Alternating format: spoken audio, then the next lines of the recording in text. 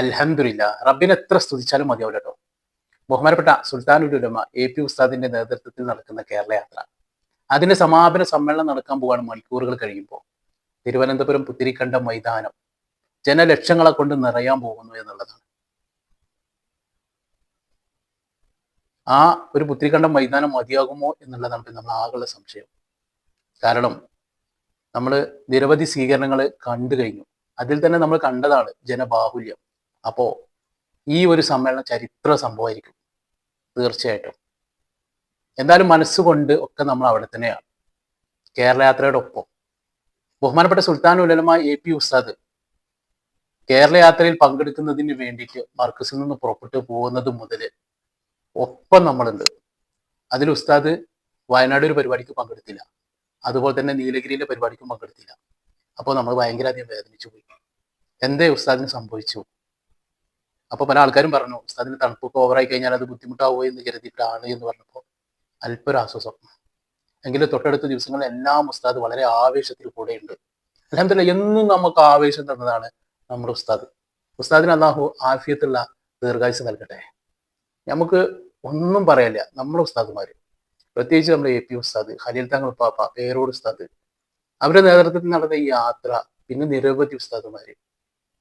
അൽഹംദുലില്ലാ, പലപ്പോഴും ഈ പ്രസ്ഥാനത്തിന്റെ കൂടെ നിന്നതിന്റെ പേരിൽ പലതും കേൾക്കേണ്ടി വന്നിട്ടുണ്ട്. പലതും ആളുകളിൽ നിന്ന് പരിഹാസങ്ങൾ ഏൽക്കേണ്ടി വന്നിട്ടുണ്ട്. പുറകോട്ട് നോക്കുമ്പോൾ പലതും നമുക്ക് പറയാനുണ്ട്. പക്ഷെ ഇന്ന് നമുക്കൊക്കെ ഇങ്ങനെ തോന്നിപ്പോവാണ് എല്ലാം സന്തോഷത്തിലാണ് എത്തിയത് എന്നുള്ളത്, എല്ലാം റാഹത്തിലായിരുന്നു എന്നുള്ളതാണ്. അന്ന് പരിഹസിച്ച ആളുകൾ, അന്ന് നമ്മോട് പലതും പറഞ്ഞ ആളുകളൊക്കെ അടുത്ത ദിവസങ്ങളിലായിട്ട് നമ്മളോട് ബന്ധപ്പെട്ട് പറയാ എ.പി. ഉസ്താദ് എത്ര നല്ല മഹാനാണല്ലേ. സത്യം പല ആൾക്കാർക്കും ബോധ്യപ്പെട്ടിട്ടുണ്ട്. അത്തരത്തിൽ നിരവധി കാഴ്ചയാണ് അവർ പോലും കണ്ടത്.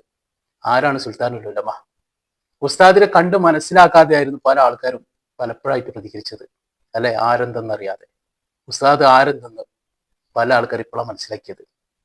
അപ്പൊ അവർ പറയാ ഇത്ര നല്ലൊരു വ്യക്തി മറ്റാരുണ്ട് എന്ന്.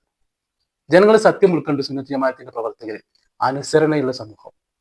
ഉസ്താദ് എന്ന് പറഞ്ഞാൽ അങ്ങോട്ടെന്ന് പറഞ്ഞാൽ അങ്ങോട്ട് നിൽക്കും, ഇങ്ങോട്ടെന്ന് പറഞ്ഞാൽ ഇങ്ങോട്ട് നിൽക്കും. അതാണ് ഉസ്താദിന്റെ അണികൾ, അല്ലെ? അതാണ് നമ്മൾ കണ്ടത്. അൽഹംദുലില്ലാ.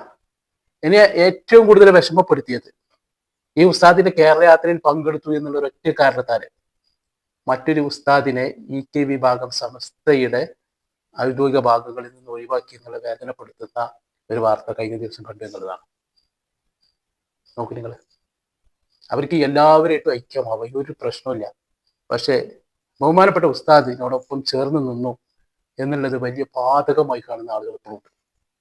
അതിന്റെ പേരിലാണ് പലപ്പോഴും ഞാനടക്കം പല ആളുകളും അനുഭവിക്കേണ്ടി വന്നത്. ഉസ്താദിന്റെ ഒപ്പം ചേർന്ന് നിന്നു എന്ന ഒറ്റ കാരണത്താല് ഇന്നും ആ കണ്ണുകൊണ്ട് കാണുന്ന ആൾക്കാരുണ്ട്. സുന്നി പ്രവർത്തകർ ഒരുപാട്.